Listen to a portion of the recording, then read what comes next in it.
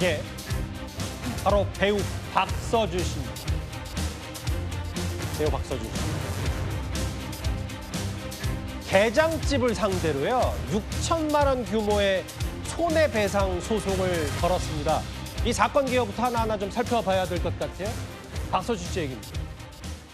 홍정성 기자님, 이게 뭐 사건 개요를 하나하나 짚어보기 전에 일단 연예인 또 유명 배우가 실제로 어떤 특정 가게와 상점을 상대로 소송을 거는 건 흔치 않은 일인데 뭔가 박서준 씨가 참지 못했던 이유가 있는 겁니까?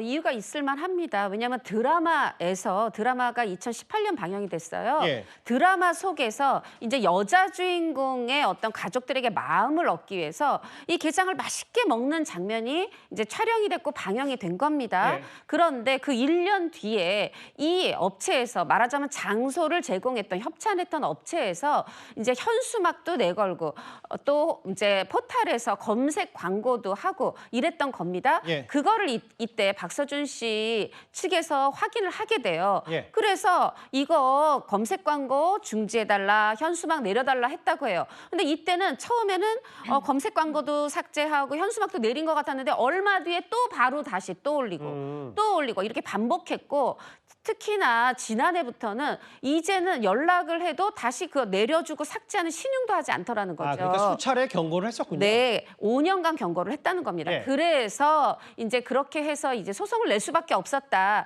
이것에 대해서 박서준 씨 소속사에서는 악질적 행위라고 얘기를 하는데 예. 저는 뭐 연예 기자로서 하나 보태고 싶은 말씀은 이게 극중에서 먹은 거예요. 극중 이름이 이영준이거든요. 현수막이 만약에 이영준도 먹고 반한 식당이라면 모르지만 여기에서 현수막은 박서준이 먹고 반한 식당이에요. 예. 과연 이게 이영준으로서 촬영한 장면이지 사실 배우 박서준 씨는 아니라고 박서준 씨 측에선 생각을 하는 아하. 거고요. 또 여러분들이 박서준 좀 어려워졌나? 게장 광고도 하네?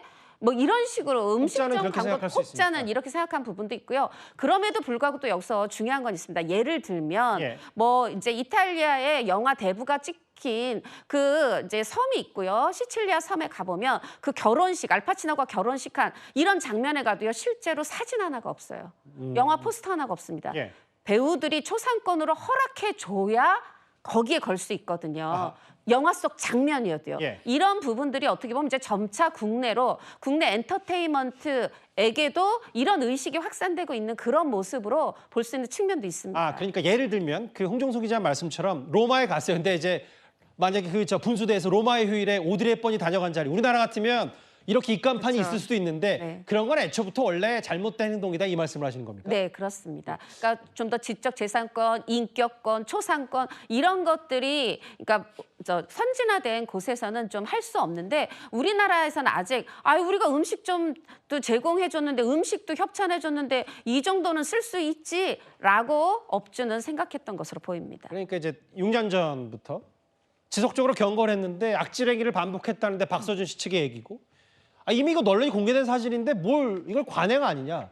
근데 강지연의 변호사님, 이게 애초에 어제 오늘 꽤 온라인에서 뜨거웠을 때는 박서준 60억 소송 이렇게 나갔었는데 네. 실제로는 6천만 원. 이게 왜 60억과 6천만 원이 혼재가 됐었던 거예요? 박서준 씨 입장에서는 5년 동안 만약에 본인이 정식으로 광고 계약을 한 것이라면 한 60억 정도는 광고 모델료를 받아야 한다라고 주장을 했던 것이고요.